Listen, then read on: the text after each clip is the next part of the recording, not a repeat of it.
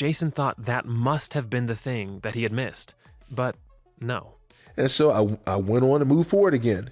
Holy Spirit brought me right back to Joseph, and I'm like, okay, what am I missing here? Okay. And so I read through the story again. And so I said, hold on a second. All right. Preparation around food. All right. There's going to be a shortage of food in the land. And so I said, you know what? I get it. All right. I got in my truck, drove to Sam's Club, purchased a whole bunch of canned goods, non-perishable food items, brought them back home and stored them up in our pantry. And I said, okay, I'm ready. My family is ready for the zombie apocalypse. Okay. Whatever is coming. Okay. My family is good. And the Holy Spirit came down on me so hard and said, Jason, I haven't been blessing you all this time for my blessings to stop at you. I've been blessing you for my blessings to flow through you. Suddenly, it all came together. He realized that he had been called not to prepare his own family for famine, but to prepare other families for famine. But exactly what does that look like? And you want me to bless people, with food. So what exactly do you want me to do? You don't want me to purchase food. Okay. Food just doesn't show up in the grocery stores. It's all grown. Okay. People have to sow seeds. It's farmers, and it starts on farms. Do you want me to actually grow food? I mean, you want me to be a farmer? And when I finally got to the point about being a farmer, it's like, ding, ding, ding. Yes, Jason. Jason couldn't believe what God was asking him to do, but he agreed to do it nonetheless. There was one problem, though. Jason still had 2 years left on his contract with the St. Louis Rams. As soon as I said, yes, I'll answer your call. I'll farm for you. I'll feed your people for you, God. You give me the opportunity to do it, I'll do it. God started fast-tracking things. Shortly after Jason's radical encounter with God, the Rams head coach was fired and replaced. Not long after that, Jason got a call from his agent that he definitely was not expecting. So he called me up and said, hey, they're going to release all of the old veterans. Just want to let you know that it's coming down the pipe. You may be released in the next few days. And I'm like, hold on a second. I wasn't prepared to be a farmer now, this year, God. All right. I thought I had a little bit of time to plan and prepare and still have a little bit of fun playing football.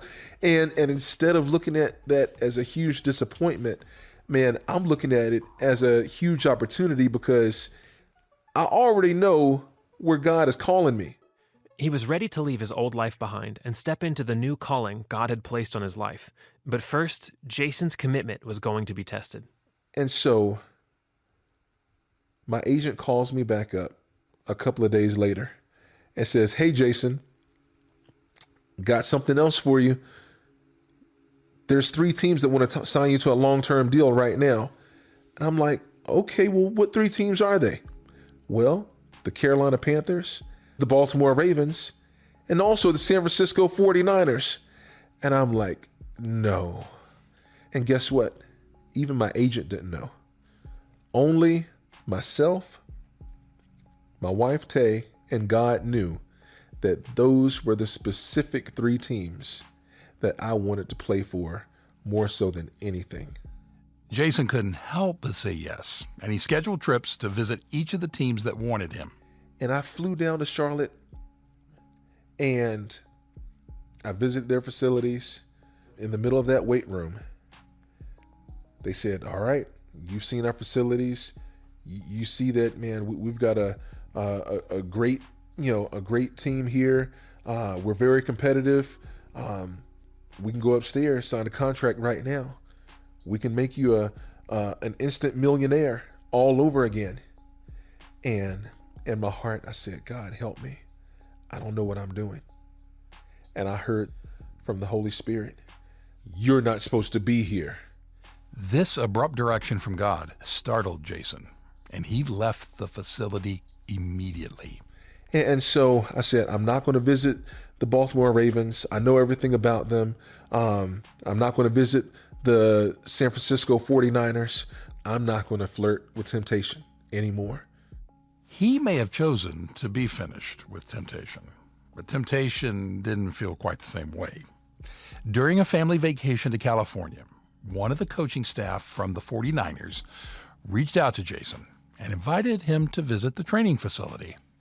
Jason tried to decline the invitation, but his wife, Tay, who is from the Bay Area, had other ideas. And she said, go sign the contract, like make me the happiest wife in the world.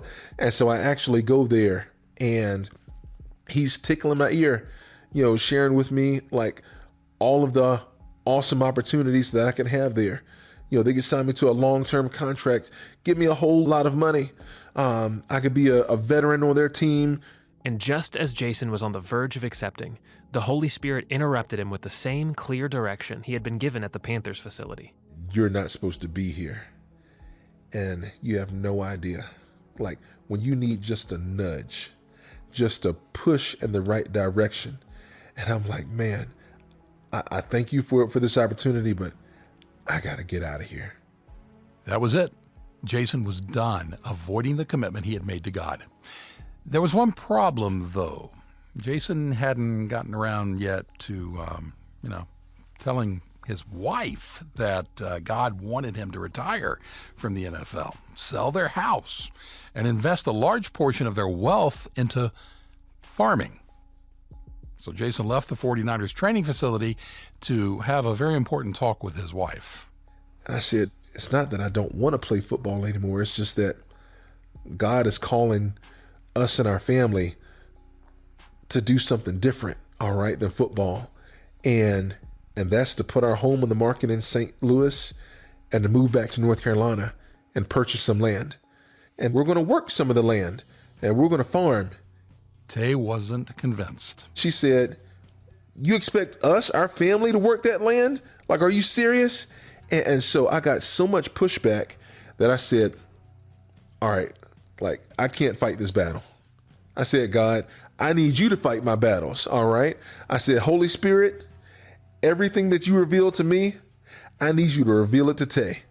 And God did just that. Less than a week later, Tay told Jason she was in. And she said, and the next time we go back to North Carolina, we're going to look at this plot of land that's 100 acres, this plot of land over here that's 600 acres, and then this plot of land over there that's 1,000 acres. And I said, whoa, I thought you said that was too much land. She said, well, if we're going to do it, we might as well do it big. And do it big they did. Jason and his family sold their home in St. Louis, moved to North Carolina, and started First Fruits Farm. We have had such tremendous success here at First Fruits Farm. We have grown, harvested, and donated more than 1 million pounds of food. And I know a lot of people think that we did that in our own might, all right? That I was able to do that because, well, yeah, he's a former professional athlete and, he's got a lot of money in his bank account or whatnot. But let me share this with you. God did it in such a way where we can receive none of the glory, all right? God did it in such a way where he stripped us all the way down. The miracles that have happened here at First Fruits Farm, the resources in equipment, in people, just around every single corner. God has answered every single one of our prayers. I have no idea the families and the community